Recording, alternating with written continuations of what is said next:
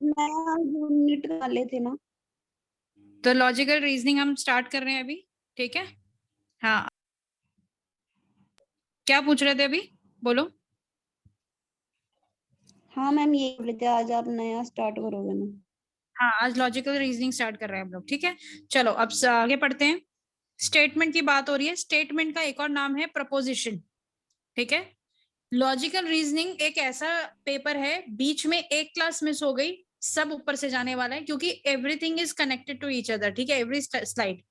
तो please make sure करना कि लॉजिकल रीजनिंग का क्लास जब तक वो खत्म नहीं होता ना छोड़ो, क्योंकि फिर पीछे का नहीं समझ में आएगा और फिर आपका पूरा ही आगे छूट जाएगा, क्योंकि रिकॉर्डेड लेक्चर्स पे सुनने मुश्किल हो जाते हैं, ठीक है। तो स्टेटमेंट क्या होता है? स्टेटमेंट को हम प्रपोजिशन भी बोलते हैं। तो statement which has a true value, जिसकी एक ट्रू वैल्यू होती है, ठीक है।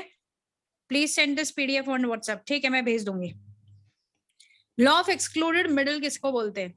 तो states that for every proposition either this proposition और इट्स नेगेशन इज ट्रू।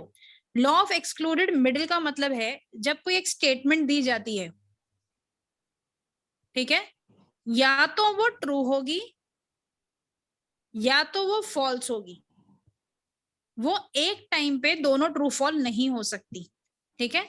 कोई भी स्टेटमेंट है, जैसे कि राम आम खाता है, ठीक है, राम आम खाता है, तो या तो ये स्टेटमेंट ट्रू है या तो ये स्टेटमेंट फॉल्स है, पर ये एक स्टेटमेंट कभी भी साथ में ट्रू भी और फॉल्स भी नहीं हो सकते। तो इस बात को बोलते हैं लॉ ऑफ एक्सक्लूडेड मिडल। ये बात समझ में आई? बोलो बच्चों, आई क्या समझ में? लॉ ऑफ एक्सक्लूडेड मिडल क्या है? मैम एक बार फिर से एक्सप्लेन कर दीजिए। कोई भी एक स्टेटमेंट, कोई भी स्टेटमेंट ले लो आप, ठीक है, कि शोभा मैम अच्छा पढ़ाती है, ठीक है, ये एक स्टेटमेंट है समझो।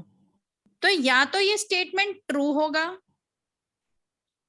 या तो ये स्टेटमेंट फॉल्स होगा, ठीक है। या तो ये सच बात होगी कि हाँ शोभा मैम अच्छा पढ़ाती है, या तो ये बात सच होगी, या फिर अगर ये बात सच नहीं है तो या फिर ये फॉल्स होगी कि नहीं शोभा मैडम अच्छा पढ़ाती है, ये बात गलत है, ठीक है। या तो ये ट्रू होगा या तो ये बात फॉल्स हो सकती है, पर ये दोनों एक साथ ट्रू फॉल्स नहीं हो सकती। इसका मतलब एक साथ जैसे बोलते हैं ना कुछ कुछ स्टेटमेंट की ये सही भी और गलत भी है, पर कोई भी स्टेटमेंट एक साथ सही और गलत नहीं हो सकती एक ही टाइम पर। समझ में आया? पकड़ पा रहे हो कुछ क्या बोल रही हूँ मैं?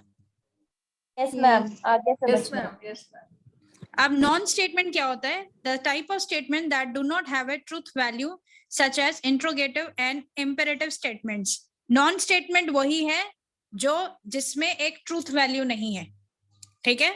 और स्टेटमेंट किसको बोलते हैं? जिसमें एक ट्रूथ वैल्यू होती है, ठीक है। मतलब स्टेटमेंट उसको बोला जाता है जो एक्चुअली उसमें कुछ चीज है, कोई ट्रूथ वैल्यू है उसके अंदर, ठीक है।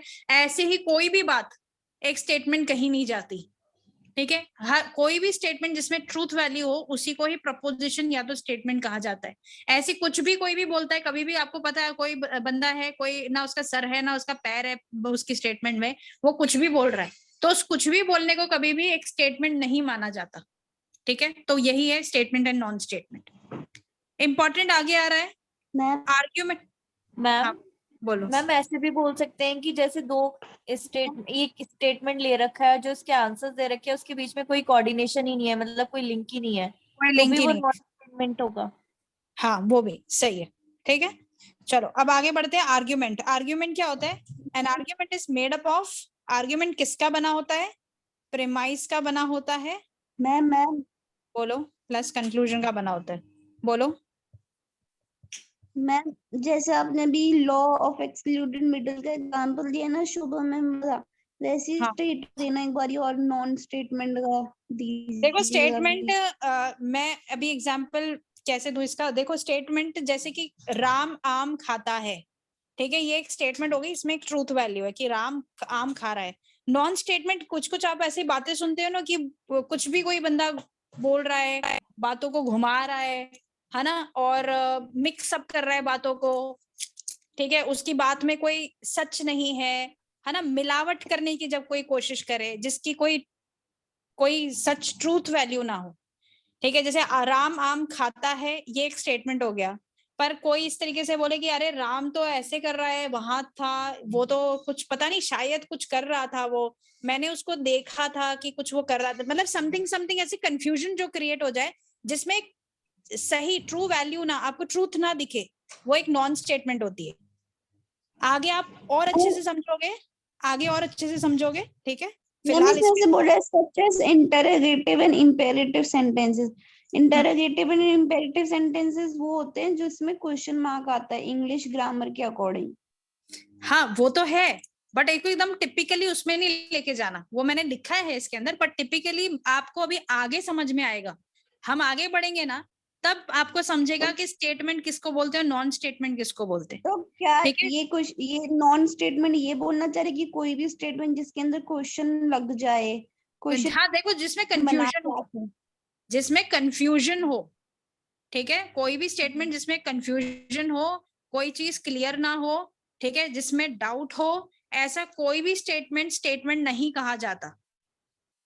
ठीक है, हाँ ठीक है, क्वेश्चन पूछने वाली बात है, जैसे जिसमें आप क्वेश्चन पूछ रहे हो, आगे अब आप लोग बहुत कुछ पढ़ने वाले हो इस बारे में, आगे बहुत एग्जाम्पल्स आने वाले, तो हम यहाँ नहीं अटकते, बस बहुत सिंपल सी बात है, जिसमें कोई ट्रूथ वैल्यू नहीं है, जिसमें क्वेश्चन पूछा जा रहा है या किसमें कंफ्यूजन है, जिसमें डाउट्स है, वो स्टेटमेंट को स्टेटमेंट नहीं माना जाता, बस। ठीक है, आगे आर्ग्यूमेंट क्या होता है, आर्ग्यूमेंट बना होता है प्रेमाइस का और कंक्लूजन का। अब प्रेमाइस और कंक्लूजन क्या है, प्रेमाइस किसको कहते हैं, ए statement that derive inference, sorry A statement about something. तो प्रेमाइस कैसा होता है, जैसे एक कोई हम सेंटेंस बोल देते हैं, ठीक है, कोई भी कि वहां पर आम नहीं है, ऐसे करके एक कोई लाइन है, कोई भी स्टेटमेंट, ठीक है, तो वहां पर आम नहीं है, ठीक है, फिर आप कंक्लूजन निकाल सकते हो कि हाँ लगता है किसी ने वो आम तोड़ लिए, तो इस प्रेमाइस के ऊपर कंक्लूजन बनता है, जो हमारी एक स्टेटमेंट होती है उसके ऊपर हम कंक्लूजन निकालते हैं। ठीक है, तो हमारा जो आर्ग्यूमेंट है वो किस किस से बनता है, एक तो उसमें प्रेमाइस, जरूरी नहीं है एक हो, प्रेमाइस एक से ज्यादा होता है, पर प्रेमाइस हो और कंक्लूजन हो, इन दोनों को मिलकर क्या बनता है, आर्ग्यूमेंट। अगर आप लोगों से क्वेश्चन पूछ लिया गया कि बताओ आर्ग्यूमेंट किससे बना होता है, तो आर्ग्यूमेंट बना होता है प्रेमाइस से, और किससे बना होता है, कंक्लूजन से।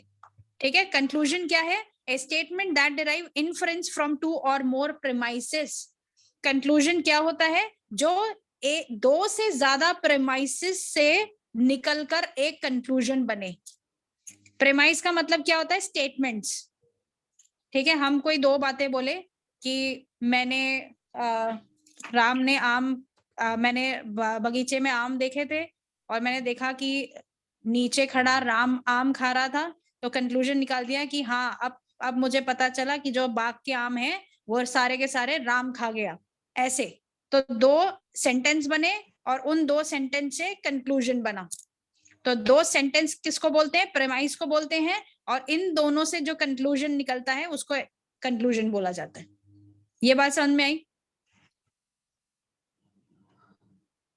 यस देखो जरूरी नहीं है चीजें 100% समझो, क्योंकि मैम आगे समझने वाले।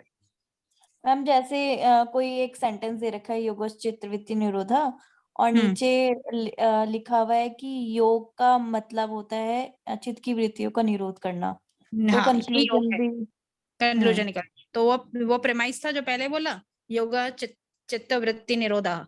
ठीक है, फिर जो हमने अभी बताया उससे कंक्लूजन निकल गया। फिर आर्ग्यूमेंट क्या होगा, फिर आर्ग्यूमेंट क्या इन होगा, दोनों को मिला के इन दो से आर्ग्यूमेंट बनता है, बनते जो आर्ग्यूमेंट, इन दोनों को मिला के इन दोनों आर्ग्यूमेंट। से आर्ग्यूमेंट बनाए हैं।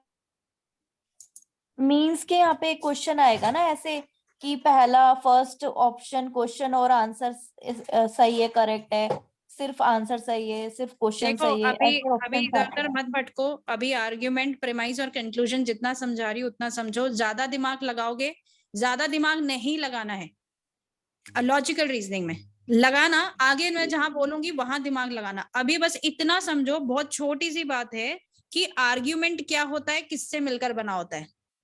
ठीक है, क्योंकि बिल्कुल आइडिया नहीं आप लोगों को अभी क्या हो रहा है, आगे जब धीरे धीरे अच्छा। चलेंगे ना हम, तब समझ में आएगा। 100% चीजों को समझने की अभी कोशिश मत करना, सब्जेक्ट का पहला पेपर है। अभी बस इतना समझो कि आर्ग्यूमेंट किसका बना होता है, प्रेमाइस का बना होता है और कंक्लूजन का बना होता है। ठीक है, प्रेमाइस और कंक्लूजन समझ में आनी चाहिए कि क्या चीज है। प्रेमाइस होता है जो सेंटेंस होता है, और इस सेंटेंस के बेसिस पे कंक्लूजन निकलता है कि मैंने पेड़ पे देखा आम नहीं है, लगता है वो सारे आम राम खा गया। बड़े ही सिंपल एग्जांपल से समझाने की कोशिश कर रही हूँ। ठीक है, तो प्रीमाइस क्या होता है, सेंटेंस होता है, और कंक्लूजन, इससे जो हम कंक्लूजन निकालते हैं, कंक्लूड करते हैं चीजों को, वो होता है कंक्लूजन। और इन दोनों को मिला के बनता है आर्ग्यूमेंट। ठीक है, इतनी बात समझ? यस मैम, समझ में आ गया। आगे बढ़ती हूँ। एग्जाम्पल ऑफ एन आर्ग्यूमेंट का एग्जाम्पल क्या है, मेड अप ऑफ 3 स्टेटमेंट्स का बना होता है। ठीक है, premise 1 for example, all actors are celebrity, सारे एक्टर्स सेलिब्रिटी हैं। Premise 2, Shahrukh is an actor, और शाहरुख एक एक्टर है। तो कंक्लूजन क्या निकला, शाहरुख भी एक सेलिब्रिटी है। तो दो प्रेमाइसिस जब मिले तो इनको मिला के बना कंक्लूजन। ठीक है, तो ये है प्रेमाइसिस और कंक्लूजन का एग्जाम्पल। तो दो प्रेमाइसिस से क्या बन जाता है, कंक्लूजन, और ये क्या है, मिलके ये क्या बनते हैं, ये मिलके क्या बनते हैं, इनको क्या बोलेंगे, आर्ग्यूमेंट। ये तो कंफ्यूजन बनता है, आर्ग्यूमेंट बनता समझ में आई बात? आगे चलते हैं। सिलोजिज्म क्या होता है, a type of argument in which the conclusion is drawn with 2 premises as given above. Syllogism उसको बोलते हैं, ठीक है, सिलोजिज्म जिसके अंदर 2 प्रेमाइसिस को मिलाकर कंक्लूजन बने। जैसे कि ये वाला है, प्रेमाइस 1, प्रेमाइस 2, ये 2 प्रेमाइस जहां रहेंगे उससे जो कंक्लूजन निकलेगा, इसको बोलते हैं सिलोजिज्म। जहां पे एक प्रेमाइस और एक कंक्लूजन रहेगा, क्या वो सिलोजिज्म होगा? हो सकता है। नहीं हो सकता ना, अभी तो हमने पढ़ा कि ए टाइप ऑफ आर्ग्यूमेंट, वो एक ऐसा आर्ग्यूमेंट जिसके अंदर कंक्लूजन 2 प्रेमाइसिस से ज्यादा, फ्रॉम 2 प्रेमाइसिस से निकले, उसको सिलोजिज्म बोलते हैं। अभी तो पढ़ा हमने ये। ओके मैम, एक प्रेमाइज और एक कंक्लूजन आर्ग्यूमेंट ही रह जाएगा मींस। हाँ, वो सिलोजिज्म नहीं होगा। ठीक है, वो आर्ग्यूमेंट ही रह जाएगा, वो जो भी टाइप का आर्ग्यूमेंट है, हमें उससे कोई लेना देना नहीं है। हमें सिलोजिज्म से लेना देना है। सिलोजिज्म में क्या है, जिस तरह 2 प्रेमाइसिस से जब कंक्लूजन निकले, तो ये जो इसको बोलेंगे सिलोजिज्म। आई बात समझ में? मैम एक बार आर्ग्यूमेंट फिर से कहेंगे, इसमें भी तो 2 प्रेमिस हैं। किसमें? इसमें ना? हाँ हाँ, अरे वो ये भी तो आर्ग्यूमेंट ही है। आर्ग्यूमेंट ऐसा नहीं है कि एक पी और कंक्लूजन ये आर्ग्यूमेंट नहीं है, या 2 पी और सी ये आर्ग्यूमेंट नहीं है, आर्ग्यूमेंट ही है। पर इसमें क्या है, 2 प्रेमाइसिस हैं, ये भी आर्ग्यूमेंट ही है, ये भी आर्ग्यूमेंट है। सारे आप कितने प्रेमाइसिस, आप कितने भी सेंटेंस बना के कंक्लूजन निकाल रहे हो, वो सारे आर्ग्यूमेंट ही है। पर हम सिलोजिज्म की बात कर रहे हैं स्पेसिफिकली। तो सिलोजिज्म क्या होता है, जिसके अंदर ये भी एक आर्ग्यूमेंट ही है, पर आर्ग्यूमेंट के अंदर सिलोजिज्म है ये, कि 2 प्रेमाइसिस से निकल के जब एक कंक्लूजन निकले, तो इसको हम सिलोजिज्म बोलते हैं। This is also an argument, but it is a type. So argument is a broader category, Yeah, and then yes, yes. इसके अंदर okay. एग्जैक्टली।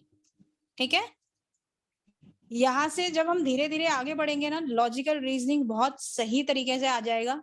जो भी डाउट है बच्चों को, डर लगता है, सारे डर चले जाएंगे। ठीक है, कुछ टफ नहीं है ये। कितने बच्चे को ये लॉजिकल रीजनिंग टफ लगता है, समझ में नहीं आते क्वेश्चंस? मैम इंटरेस्टिंग लगता है ना, पर बहुत बच्चे डरते हैं। कुछ हैं क्या ऐसे जो डरते हैं और समझ में नहीं आता? मैम पहले लगता था जब सॉल्व नहीं करा था और कॉन्सेप्ट समझ में नहीं आए थे, पर जब Okay. सॉल्व करने लगे तो फिर आने लग गया। ओके ओके ओके, चलो ये अच्छी बात है। और कोई ऐसा बच्चा नहीं जिसको लॉजिकल रीजनिंग बिल्कुल नहीं आता है, या ऐसे कुछ बच्चे हैं? मैं जानना चाहती हूँ उनका नाम, क्योंकि एंड ऑफ द मैं अपनी क्लास के मैं उनका रिव्यू लेना चाहती हूँ कि भाई बच्चों कैसा समझ में आई क्या बात है। क्या कुछ बच्चे ऐसे? किरण है, किया हुआ है। किया हुआ है क्या किरण ने भी? हाँ। अच्छा, और स्मितांजलि ने, सुजाता ने, सुमन ये कांता ने? मैंने ओके, ठीक है। बच्चे बोलते ही नहीं है, प्रॉब्लम ये है। ठीक है, तो सिलोजिज्म क्या है? सिलोजिज्म क्या होता है? जिसके अंदर दो प्रेमाइसेस होते हैं और इन दो प्रेमाइसेस से जब कंक्लूजन बनता है तो इसको बोलते हैं सिलोजिज्म। ये बात अभी एकदम दिमाग में बैठ गई? Yes ma'am. चलो आगे बढ़ते हैं। अब आर्ग्यूमेंट जो होता है, कोई एक स्टेटमेंट जो होता है, सॉरी, ठीक है, स्टेटमेंट कोई भी हो, तो उसके अंदर एक तो होता है क्वांटिफायर, एक होता है सब्जेक्ट, एक होता है कैपुला और एक तो होता है predicate. For example, all men are good, ऐसे करके एक स्टेटमेंट है। तो ये जो ऑल होता है, अब 4 टाइप के स्टेटमेंट होते हैं, अगर आप लोगों को पता है तो। पता है क्या आप लोगों को 4 टाइप की कौन कौन सी स्टेटमेंट्स होती हैं? जिनको आता है उनसे पूछ रही हूँ मैं। Interrogative statement. मैं इंट्रोगेटिव स्टेटमेंट्स की बात नहीं कर रही हूँ, मैं बात कर रही हूँ लॉजिकल रीजन में एक कॉम्बिनेशन बनाया हुआ है, यूनिवर्सल, नेगेटिव, यूनिवर्सल, पॉजिटिव, ऐसे करके 4 स्टेटमेंट है जिसके ऊपर पूरा लॉजिकल रीजनिंग डिपेंडेंट है। मतलब ये नहीं आता तो लॉजिकल रीजनिंग नहीं आता वाली बात है। पता है ये आप लोगों को? नो मैम, नहीं पता। तो फिर आप लोगों को लॉजिकल रीजनिंग नहीं आता। ठीक है, चलो अब स्टार्ट करते हैं यहाँ से फ्रेश। अब 4 टाइप की स्टेटमेंट्स होती हैं, ठीक है। पहली स्टेटमेंट होती है, for example, all men are good, ये एक स्टेटमेंट है, ठीक है। अब ये एक टाइप की स्टेटमेंट है जिसमें सारे आदमी अच्छे हैं। अब इसकी जगह कुछ और भी हो सकता है, जैसे जरूरी नहीं है मेन और गुड ही हो, कुछ और भी हो सकता है, ऑल बर्ड्स आर ब्यूटीफुल, ठीक है, सारी की सारी जो बर्ड है सारी सुंदर है, ठीक है। तो ऐसे करके ये स्टेटमेंट चेंज हो सकती है, मतलब ऑल आर तो सेम रहेगा पर ये वाली चीज बदल सकती है, ठीक है। तो इस टाइप की स्टेटमेंट को क्या बोलते हैं? इस टाइप की स्टेटमेंट को बोलते हैं यूनिवर्सल पॉजिटिव। यूनिवर्सल पॉजिटिव क्यों? क्योंकि यूनिवर्सल क्यों बोल रहे हैं? क्योंकि इसमें ऑल आ रहा है, ऑल, सारे के सारे, ठीक है, सारे के सारे गुड है, मतलब यूनिवर्सल पॉजिटिव हो गया ये बात समझ में आई? इतनी बात समझ में आई क्या? Yes ma'am. ठीक है, सबको आई ना? अब ये एक स्टेटमेंट होगी। अब दूसरी स्टेटमेंट होती है, all men are not good, सारे के सारे आदमी अच्छे नहीं है। अब ये मेन और गुड बदल सकता है, जैसे all bird are not beautiful, all ladies are not pretty, all men are not hard working, ऐसे करके ये चेंज हो सकते हैं, पर ये स्टेटमेंट तो सेम रहेगा, ऑल आर नॉट वाला। सारे के सारे ही अच्छे नहीं है, तो क्योंकि सारे के सारे ही अच्छे नहीं है तो इसको क्या बोलेंगे? Universal negative. नेगेटिव। आई बात समझ में इतनी? ये 2 स्टेटमेंट समझ में आ गई। अब इनको ना स्टेटमेंट्स को याद कर लेना और याद हो जाएंगी, पढ़ते पढ़ते ये याद हो जाएंगी। अब तीसरी स्टेटमेंट होती है सम मेन आर गुड, कुछ ही आदमी अच्छे हैं। सबसे पहली स्टेटमेंट क्या थी? All man are good. सारे अच्छे थे, इसमें कुछ अच्छे हैं, कुछ आ गया, ये मैन बदल सकता है, गुड भी बदल सकता है, सम बर्ड आर ब्यूटीफुल ऐसे आ सकता है। क्योंकि कुछ की बात हो रही है तो इसलिए क्या आएगा? पर्टिकुलर। बताओ नेगेटिव है या पॉजिटिव है? पॉजिटिव। पर्टिकुलर पॉजिटिव हो गया। अब फोर्थ स्टेटमेंट होती है some men are not good, ठीक है, कुछ आदमी अच्छे नहीं है, कुछ की बात हो रही है तो क्या आएगा? पर्टिकुलर। पर्टिकुलर पॉजिटिव है या नेगेटिव है? नेगेटिव। नेगेटिव। नेगेटिव। तो ये 4 टाइप की स्टेटमेंट है जिसके ऊपर पूरा लॉजिकल रीजनिंग डिपेंडेंट है और इससे रिलेटेड ही क्वेश्चंस आते हैं हमेशा। अब यहाँ देखो, universal positive, all men are good, सारे के सारे जो मेन है ये सारे गुड वाला बोला है और ये मेन अंदर है। तो सारे के सारे जो मेन हैं वो गुड हैं, सारे अच्छे हैं, ठीक है। तो ये हो गया universal positive. No men are good, कोई भी आदमी अच्छा नहीं है। देखो नो मेन बोले या ऑल मेन बोले, बात एक ही है, ठीक है। तो no men are good, good का मतलब है कि कोई भी आदमी अच्छा नहीं है, मतलब ये मेन का गोला और ये गुड का गोला, दोनों गोले अलग अलग है, ये मेन है और ये गुड है, कोई भी मेन गुड नहीं है। तो ये हो गया यूनिवर्सल नेगेटिव। अब कुछ men are good, some men are good, क्योंकि कुछ अच्छे हैं तो ये पर्टिकुलर पॉजिटिव हो गया, और कुछ मेन आर नॉट गुड, ये हो गया पर्टिकुलर नेगेटिव, ठीक है। अब ये जो 4 स्टेटमेंट्स हैं इनको एक सिंबल दिया गया है। यहां तक किसी को डाउट है? No ma'am. नो ठीक है। मैम। ठीक है, तो एक सेकंड में एक ब्लैंक पेपर ढूंढती हूँ। हाँ,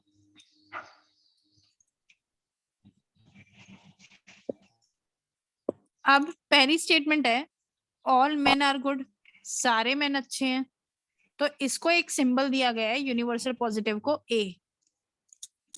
दूसरा स्टेटमेंट है all men are not good, ठीक है, तो इसको स्टेटमेंट दी गई है ए ई। तीसरा स्टेटमेंट था सम मेन आर गुड, तो इसको स्टेटमेंट इसको दिया गया है आई। और चौथा है some men are not good, तो इसको क्या दिया गया है ओ। अब जब आगे हम क्वेश्चन करेंगे ना तो इस सिंबल से क्वेश्चन करेंगे। अगर आपको मैंने आई बोल दिया तो आपको याद होना चाहिए कि आई किसको बोलते हैं, सम मेन आर गुड को बोलते हैं। मैंने ओ बोल दिया तो आपको पता होना चाहिए कि some men are not good की बात हो रही है। ए बोल दिया तो इसकी बात हो रही है, ई बोल दिया तो इसकी बात हो रही है। आई बात समझ में?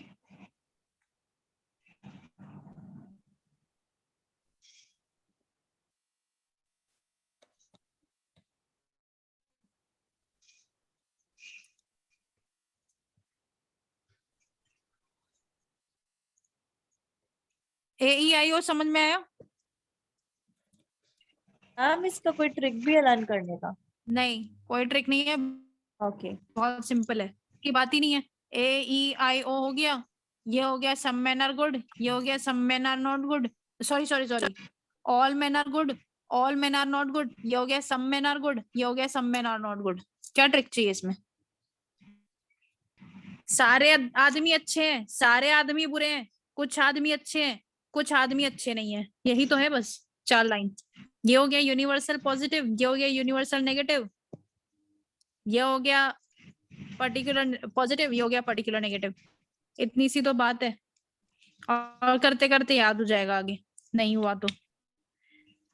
अब चलते हैं इसकी तरफ, ये क्या बोल रहे हैं। हमारा एक सेंटेंस होता है जिसमें आता है ऑल मेन आर गुड, या तो होता है सम मेन आर गुड। ऐसे अगर हम 2 स्टेटमेंट लें तो पहला बोल रहा है कि सबसे पहला जो होता है ऑल और सम, इसको क्वांटिफायर होते हैं। क्यों? क्योंकि ये क्वांटिटी बताता है, और क्वांटिटी बता रहा है ना, बहुत सारे के सारे, तो ये क्वांटिटी बता रहा है, तो ये क्वांटिफायर बोलेंगे इसको, ऑल को या सम को। अब ये जो नेक्स्ट आता है ये मेन है, ठीक है, यहाँ पे ये मेन है, तो मेन को बोलते हैं सब्जेक्ट। तीसरी चीज है आर, या तो आर होता है या तो आर नॉट होता है, यही 2 चीज होती है, तो इसको बोलते हैं कैपिला। और जो लास्ट की ये चीज होती है गुड, ब्यूटीफुल, अगली, इसको बोलते हैं प्रेडिकेट। यहाँ तक किसी को डाउट है? मैम ऑल को ऑल, अच्छा वो क्वांटिफायर है, ओके।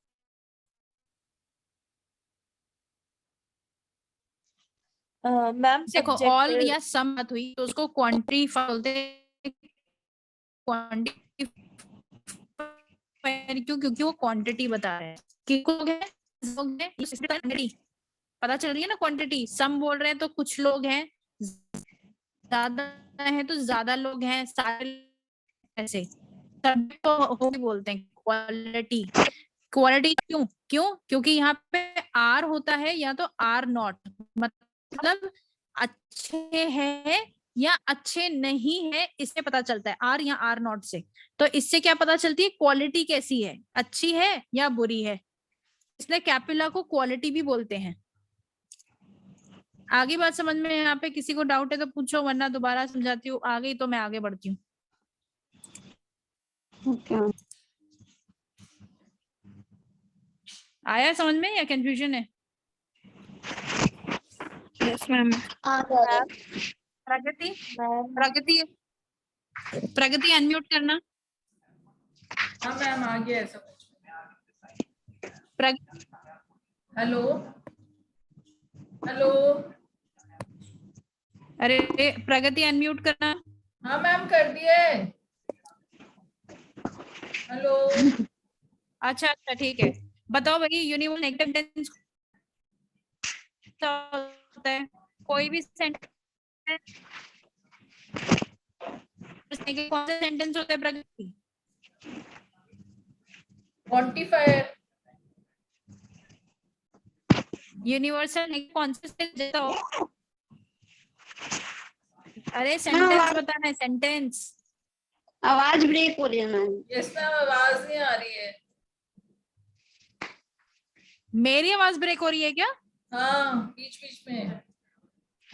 मैम वो जब एक जने बोलते ना तब ब्रेक होने लग जाता है, तो एक बार में एक ही बोली हूँ तब कटती है आवाज।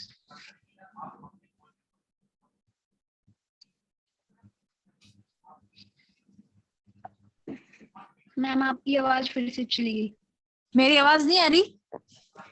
अब आ आ रही रही है? है मैम आ रही। हाँ ठीक है ठीक है। ओके प्रगति अब बताओ यूनिवर्सल, यूनिवर्सल नेगेटिव सेंटेंस बताओ कौन सा होता है? All men are bad. All man are bad. All man, अब देखो भाई अभी एक सेंटेंस आया हमारे सामने, ऑल मैन आर बैड। अब मुझे ये बताओ ये यूनिवर्सल नेगेटिव सेंटेंस है या पॉजिटिव सेंटेंस है? पॉजिटिव है मैम। ये पॉजिटिव है। देखो क्योंकि वो बैड है इसका मतलब ये नहीं है कि वो नेगेटिव हो गया। नेगेटिव कब बैड होता? तो बैड नेगेटिव वर्ड है। हाँ। ये है, ये जो स्टेटमेंट है ये नेगेटिव नहीं है। ये स्टेटमेंट की बात देखो, ये नेगेटिव कब होता है? जब यहाँ पे आर नॉट होता। हाँ नॉट आता। जब are all not men are होता, नॉट गुड। हाँ all men are not not good, good. या फिर आप बोल दो all men are not bad. Bad word से नहीं आपको बताना है पॉजिटिव है नेगेटिव है। बैड बैड अपनी जगह है, हम जो पढ़ रहे हैं वो अलग चीज है। ठीक है, आर या आर नॉट से हमें पता चलेगा कि ये यूनिवर्सल पॉजिटिव है या यूनिवर्सल नेगेटिव है। अब मुझे बताओ प्रगति यूनिवर्सल पॉजिटिव सेंटेंस बताओ। All men are good. कोई और एग्जांपल दो। Every child is. Every child नहीं, ऑल के अंदर ही बैठाना है। All All are, children are innocent. All men are innocent, All children are innocent. All All children are children. Innocent. ठीक है ठीक, Yes. ठीक है ओके इतना काफी है। ठीक है, तो ये कोई भी चीज लगा सकते हो। ये चिल्ड्रन, ये क्या हो गया? यूनिवर्सल पॉजिटिव हो गया। अब यूनिवर्सल नेगेटिव बना दो इसको, इस लाइन को यूनिवर्सल नेगेटिव बनाओ। All children are not innocent. Are not innocent. अब इसी सेंटेंस को पर्टिकुलर नेगेटिव बनाओ। Particular negative, Hmm. some children are not beautiful. Some children are not innocent. ये पर्टिकुलर Innocent. नेगेटिव हो गया। अब पर्टिकुलर पॉजिटिव बनाओ इसी को। Some children children are are innocent. Some children are innocent. ठीक है आगे मैम बात। हाँ बोलो। नथिंग हो गया। हो गया? बच्चों बोलो, आया क्या सभी को समझ में? मैं जो पढ़ा रही हूँ ये बहुत इंपॉर्टेंट है। क्वेश्चंस देखना इसके कितने आते हैं। यस मैम, ये वाले क्वेश्चन आज तक समझ में नहीं आए, करे ही नहीं है, छोड़ देते थे। हाँ अब नहीं छोड़ोगे, ठीक है अब नहीं छोड़ोगे जब मैं पढ़ाऊंगी। इसलिए अगर नहीं समझ में मैम आ रहा है एक तो बोलो। चीज पूछनी थी। हाँ बोलो। मैम एक चीज पूछनी थी कि मैम जो ये जितने भी 10 यूनिट है ये सब में से कौन सी सबसे इम्पोर्टेंट है, या किस में से कौन सा ऐसा कुछ ज्यादा भी नहीं है, वेटेज सब पढ़ने पड़ेंगे। सबसे 5-5 क्वेश्चन आते हैं, सब पढ़ने पड़ेंगे। सबसे 5 आते हैं? ठीक है चलो अब आगे Okay. बढ़ते हैं। तो अब मेरे को ये बताओ, नेक्स्ट क्वेश्चन है सम butterfly are not colorful. Particular negative. Particular negative, ma'am. Very good. इसमें मुझे बताओ क्वांटिफायर कौन सा है? Some. Some. अब जिसको पूछोगे ना वही बोलना, और जल्दी अनम्यूट करना ताकि हम बहुत तेजी से पढ़ सके. नहीं आया तो बोल देना नहीं आता मैम, कोई बहुत बड़ी बात नहीं है, गोली से नहीं मारूंगी. नीतू अनम्यूट. Yes, ma'am. बताओ नीतू, क्वांटिफायर क्या है इसमें? Some first word. First word. Very good. तुम ही बताओ नीतू कि इसमें प्रेडिकेट कौन सा है? सबसे लास्ट वाला. Some butterflies are not colorful. Colorful is colourful predicate होगी. तुम ही बताओ कि इसमें से कौन सा है जो कैप्युला है? are not. Are not. Copula हो गया. और कौन सा सब्जेक्ट हो गया? बटरफ्लाई. Butterfly. ठीक है, ये भी आप सबको Yes, समझ में आ गया, मतलब अच्छे से, राइट? हम्म, ये भी समझ में आ गया. अब आगे बढ़ते हैं. अब ये डिस्ट्रीब्यूशन और टर्म बाद में पढ़ाऊंगी, ये थोड़ा सा समझाना मुश्किल हो जाता है. क्वेश्चन करो, जिसको पूछूंगी वही बताएगा. सुजाता अनम्यूट. सुजाता मिन. Yes, ma'am. Some animals are not harmful किसका एग्जाम्पल है? कौन से टाइप का प्रपोजिशन? 4 टाइप बताए हुए हैं, बताओ कौन सा वाला है? मैम, जिसको पूछा है वही बोलेगा. Some animals are not harmful कौन सा है? Particular affirmative, particular negative, universal negative, universal affirmative, बताओ. particular Particular negative. Particular negative. ठीक है, वेरी गुड. क्या है? पर्टिकुलर नेगेटिव है. Negative.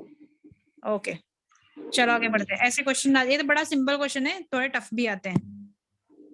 नेक्स्ट नेक्स्ट कौन बताएगा? नेक्स्ट बताएगी भाई रुचि. रुचि unmute. Yes, ma'am. Which of the following statement expresses information use of language? किसके अंदर इंफॉर्मेशन दी जा रही है इन चारों में से? Get out of my class, क्या ये इंफॉर्मेशन है? Why are you so late, क्या ये इंफॉर्मेशन है? I request my student to be punctual, क्या ये इंफॉर्मेशन है? या she is very caring and corporative, ये इंफॉर्मेशन है? मैम फर्स्ट वाला मुझे लग रहा है, आई थिंक. ये इंफॉर्मेशन है? मेरी क्लास से बाहर निकल जाओ.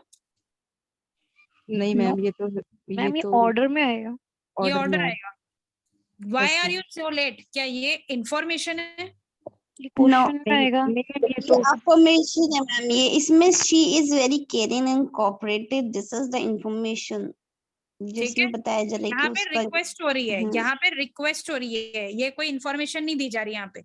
यहाँ पे ma'am. क्या हो रही है? रिक्वेस्ट हो रही है. यहाँ पे क्वेश्चन पूछ लिया, यहाँ पे ऑर्डर दे दिया. वो बहुत ही केयरिंग और यहाँ कॉर्पोरेटिव पे है. पर्टिकुलरली एक लड़की के बारे में बताया जा रहा है.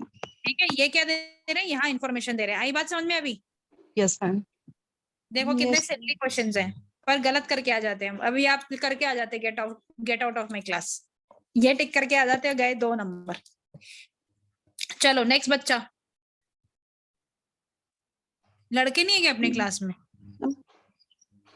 मैम हम बताए. सारी लड़कियां हैं, सारी लड़कियां. एक सेकेंड. चिंकल, रिहाल है क्या? रिहाल. Ma'am 4th. मैम इसका 4th होगा, Fourth. Particular negative. हाँ, तो some teachers are not sincere, ये क्या है? सम है और आर नॉट है. सम है का मतलब क्या है बताओ?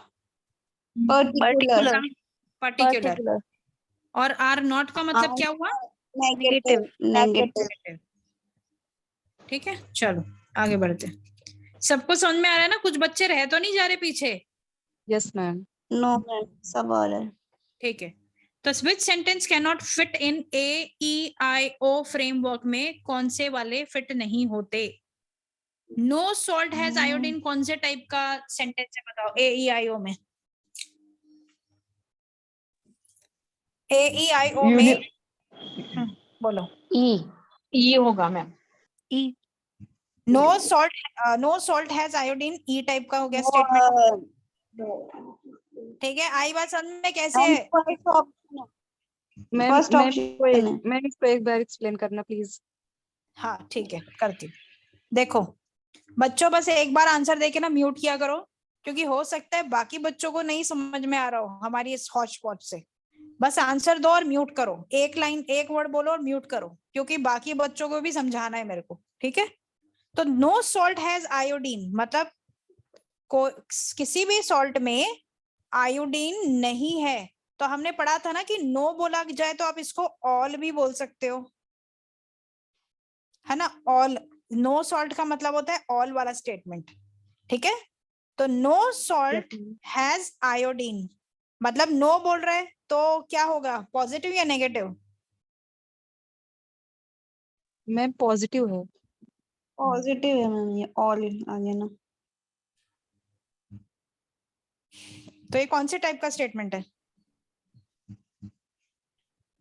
हो गया ना ये, ए टाइप का स्टेटमेंट हो गया ना ये, यूनिवर्सल पॉजिटिव, यूनिवर्सल पॉजिटिव। ठीक है। अब आगे बढ़ते हैं। The salt on the table has iodine, ये कौन से टाइप का लग रहा है? मैम किसी भी कोई टाइप सी भी का नहीं। टाइप का नहीं। तो फिर the all salt has iodine, ये कौन सा है?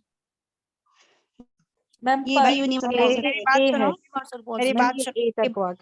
अभी देखो जो पहला वाला ऑप्शन है ना, जो टाइप पहला वाला ऑप्शन है वो ए नहीं है, वो ई है। नो सॉल्ट हैज आयोडीन का मतलब है कि किसी भी सॉल्ट में आयोडीन नहीं है, ठीक है। मतलब ये Salt has no iodine. हाँ, तो कोई भी सॉल्ट में आयोडीन नहीं है, तो ये कौन सा हो गया, ई स्टेटमेंट हो गया ना, नेगेटिव हो गया ना। Yes ma'am. यस। नॉट, क्यों नेगेटिव हो गया? क्योंकि नॉट लगा है ना, All- नॉट लगा है ना। और मैंने क्या बताया था, no salt has iodine E type का स्टेटमेंट होता है। ई टाइप का स्टेटमेंट अगर हम नॉर्मली देखें तो कैसा होता है, आर नॉट वाला होता है ना, कि all men are not good, तो ऑल सॉल्ट आर ये नॉट आयोडीन। हाँ, तो ऐसा नहीं बोल सकते ना, इसमें वो गलत इंग्लिश हो जाती है, इसलिए Yes. ये लोग इस ऐसे लिखते हैं कि नो सॉल्ट हैज आयोडीन। पर इस टाइप की स्टेटमेंट रट लो, जहां पे भी आ गया no salt has iodine, no से शुरुआत जहां पर भी हो रही है, तो मतलब ये नेगेटिव वाला है और ये ऑल वाले की बात हो रहा है, मतलब कि ई टाइप की स्टेटमेंट है। यस। कोई कंफ्यूजन है इसमें? किसी भी बच्चे को, एक भी बच्चे को है तो बोलो, मैं वापस समझाऊंगी। तो ये हो गया ई टाइप की स्टेटमेंट। ये कोई लग रही है आपको स्टेटमेंट इन चारों में से? नो। नहीं। ये कौन सी इसमें टाइप की स्टेटमेंट है? क्वांटिफायर मिसिंग है मैम, सो नो नो। हाँ, और अब बताओ ऑल सॉल्ट हैज आयोडीन कौन से टाइप का है? Universal positive. ए ई आई ओ, कौन? ए ए वाला है। थर्ड लास्ट वाला कौन से टाइप का है? पर्टिकुलर आई वो मैम ये आई है, आई वर्क। आई वाला। ठीक है, क्यों? क्योंकि सम सॉल्ट हैज आयोडीन, कुछ सॉल्ट में आयोडीन है, मतलब पॉजिटिव वाला हो गया ना, पर्टिकुलर पॉजिटिव वाला हो गया, मतलब आई वाला हो गया। ठीक है, तो कौन सा वाला हमारे इस फ्रेम में नहीं आ रहा है? सेकंड वाला नहीं आ रहा। सेकंड वाला। आगे बात समझ में, यहाँ तक किसी को डाउट है क्या इसमें? नो मैम क्लियर है। ठीक है चलो आगे। अब बताओ मुझे इसका आंसर, कौन बताएगा? कोई भी नहीं बोलेगा, जिसको पूछूंगी यही बोलेगा। गायत्री, गायत्री बताओ, लॉ ऑफ एक्सक्लूडेड मिडिल में क्या होता है? जो प्रपोजिशन है वो ट्रू भी हो सकता है और फॉल्स भी हो सकता है एक साथ, या फिर प्रपोजिशन या तो ट्रू होगा या तो फॉल्स होगा, या कोई प्रपोजिशन सिर्फ ट्रू होगा, या प्रपोजिशन ना ही ट्रू होगा ना ही फॉल्स होगा। प्रपोजिशन का मतलब क्या होता है? प्रपोजिशन का, गायत्री ने अनम्यूट किया क्या?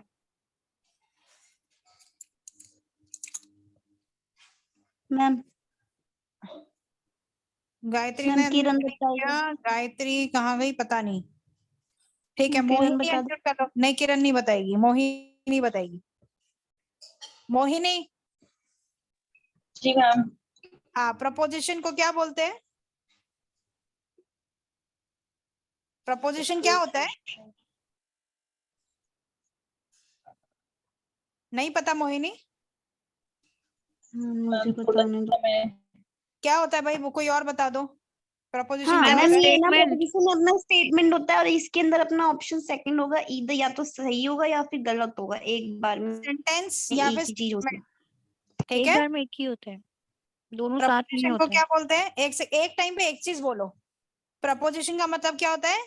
कोई भी स्टेटमेंट स्टेटमेंट या कोई सेंटेंस जो होता है उसको प्रपोजिशन बोलते हैं। आप बताओ, अब गायत्री बता सकती है क्या कि सेंटेंस जो होता है लॉ ऑफ एक्सक्लूडेड मिडल में क्या होता है इनमें से? गायत्री आता है क्या? भाई मैं गायत्री बोल बोल के थक गई, पर गायत्री नहीं बोल रही। चलो भाई किरण ही बोल दे। क्या मैम? हाँ, वापिस से पूछना, क्या पूछा था? ये क्वेश्चन हमने पूछ रही हूँ मैं, आंसर, इसका आंसर बताओ मुझे। हाँ इसका आंसर मैम बता दिया ना, या तो यस होगा या फिर वो होगा, सेकंड ऑप्शन होगा। प्रपोजिशन या तो एक टाइम पे सही हो सकता है या गलत हो सकता है, वही लॉ ऑफ एक्सक्लूसिव मिडल होता है। लॉ ऑफ एक्सक्लूडेड मिडल मैंने क्या बताया था कि या तो कोई स्टेटमेंट ट्रू होगा या तो फॉल्स होगा, ना ही वो एक साथ ट्रू हो सकते हैं साथ में, ना ही वो एक साथ फॉल्स हो सकते हैं साथ में। मतलब या तो ट्रू है या तो फॉल्स है, तो ईदर ट्रू ईदर फॉल्स। ठीक है, तो इसको बोलते हैं लॉ ऑफ एक्सक्लूडेड मिडल। ये सबको समझ में आया? एट अ टाइम एक ही चीज हो सकती है। हाँ, आया क्या समझ मैम में? इसका नेम ही है ना ये, Yes, law ma'am. Of excluded middle. क्या है? मैम इसका नेम ही है ना, मतलब लॉ का हाँ, नेम इसका ही है नेम ना है। ये। हाँ, लॉ का नाम है इसका, टॉपिक इज दैट। टॉपिक ही है। ठीक है, चलो आगे बढ़ते हैं। इन ए प्रपोजिशन मैम व्हिच इज, हाँ बोलो। मैम मैम बोलो। इसका नाम ऐसे क्यों रखा है, मतलब क्या इसका मीनिंग है यहाँ पे? मतलब of कि law of excluded excluded middle का मतलब ये एक, जैसे रूल बोलते हैं ना, रूल, तो रूल है ये कि कोई भी स्टेटमेंट है वो या तो ट्रू होगी या तो फॉल्स होगी। मतलब इस रूल का नाम इन्होंने लिखा है law of excluded middle. Okay okay ma'am. इस रूल का नाम ही है, नाम इस तरीके से बनाया गया है। देखो इन लॉजिक रीजनिंग में क्या बोला जाता है? The law of excluded middle या फिर और the principle of excluded middle. ठीक है, लॉ बोल दो या प्रिंसिपल बोल दो, states that for every proposition, हर एक स्टेटमेंट के लिए, ईदर दिस प्रपोजिशन और इट्स नेगेशन इज ट्रू, या तो वो ट्रू होगा या तो वो फॉल्स होगा। It is one of so called 3 law of thoughts. ये 3 तरीके के ऐसे लॉ बनाए गए हैं थॉट्स को लेकर, बातों को लेकर, स्टेटमेंट्स को लेकर। ठीक है, लॉजिकल रीजनिंग में। तो ये एक फिलॉसफी है, लॉ ऑफ एक्सक्लूडेड मिडल एक फिलॉसफी का नाम है, जिसके अंदर ये बताया गया है कि एक स्टेटमेंट या तो सिर्फ ट्रू हो सकता है या तो सिर्फ फॉल्स हो सकता है। तो एक फिलॉसफी का नाम है ये। अभी आया क्या कुछ समझ में? प्रिंसिपल का नाम है, not philosophy but I think principle. ये एक फिलॉसफी है, लॉ ऑफ एक्सक्लूडेड मिडल एक फिलॉसफी के अंदर, इसके अंदर ये बताया गया है। ये फिलॉसफी अगर देखा जाए तो वाइड टर्म में, पर हम एक शॉर्ट टर्म में अगर इसका मीनिंग पढ़ते हैं तो ये इस तरीके से बोला गया है। Okay ma'am, got it. कोई और डाउट है इसमें तो पूछो, आगे बढ़ती हूँ फिर। No ma'am. ठीक है।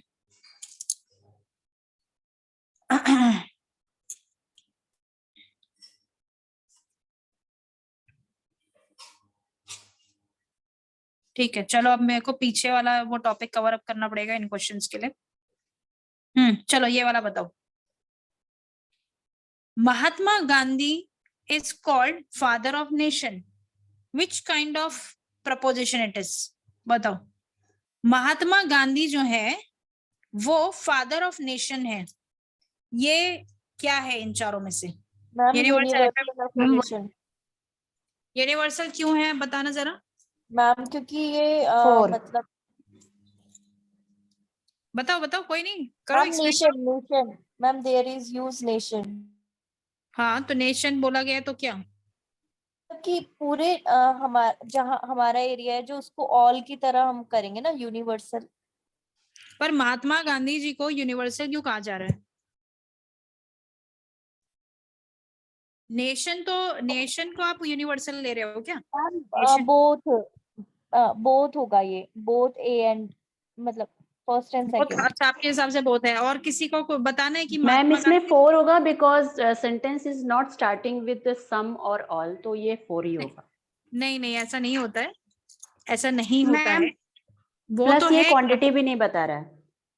नहीं ऐसा नहीं है, सुनो मेरी बात।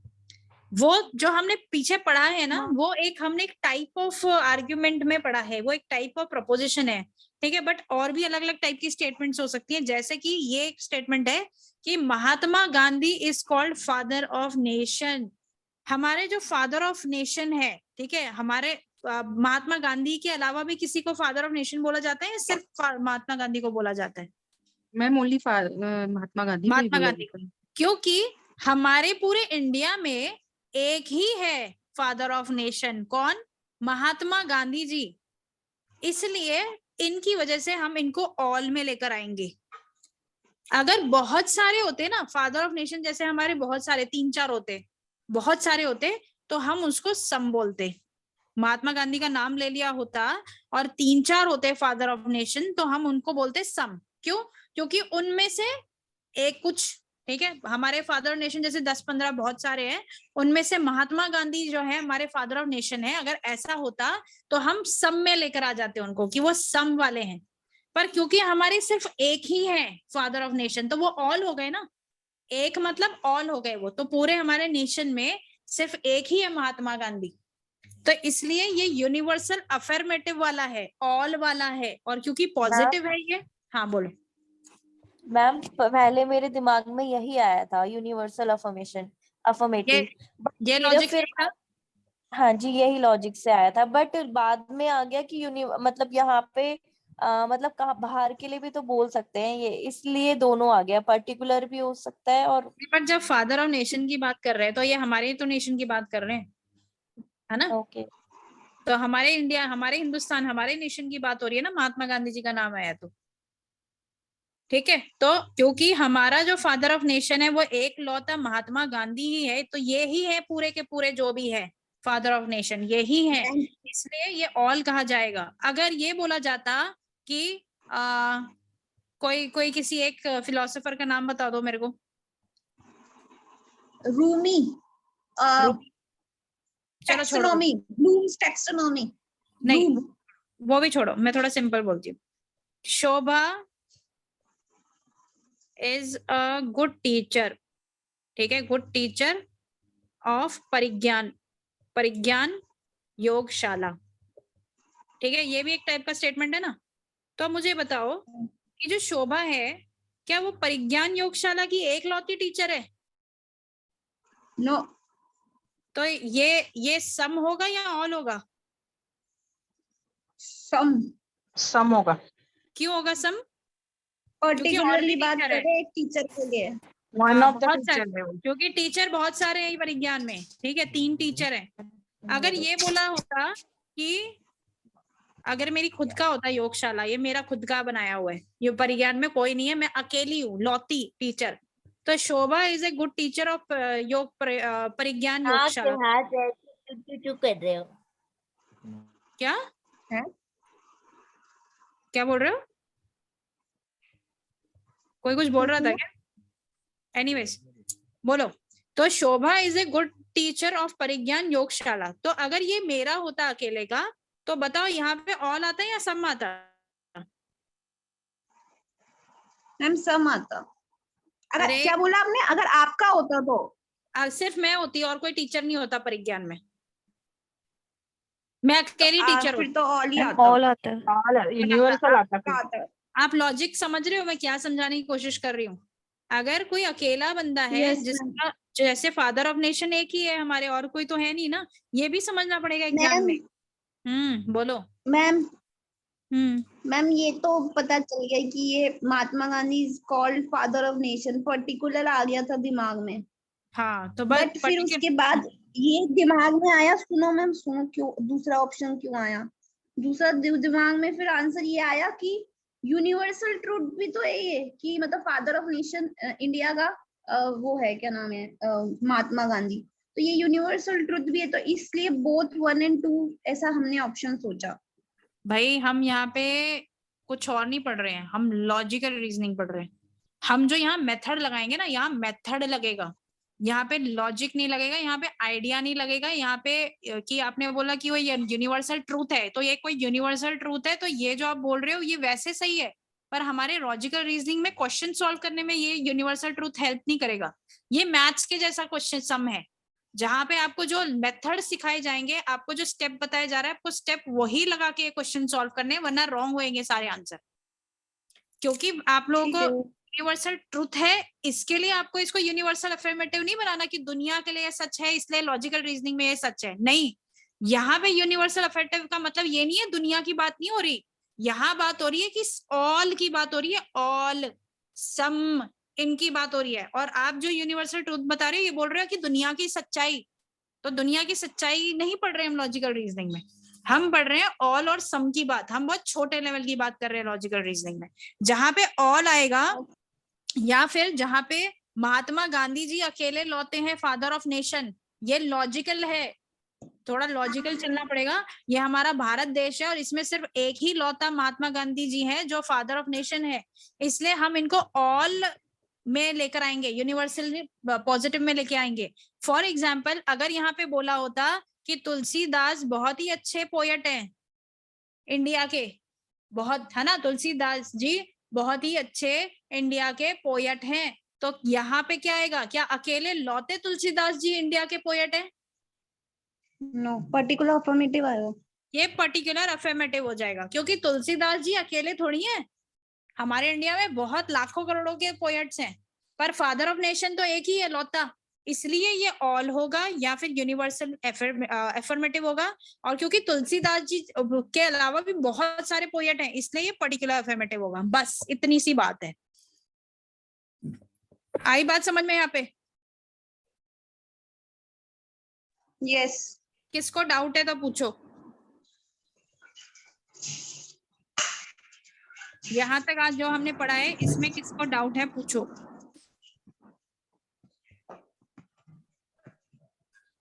मैम क्लियर है। ठीक है, तो अब आगे की क्लास हम कल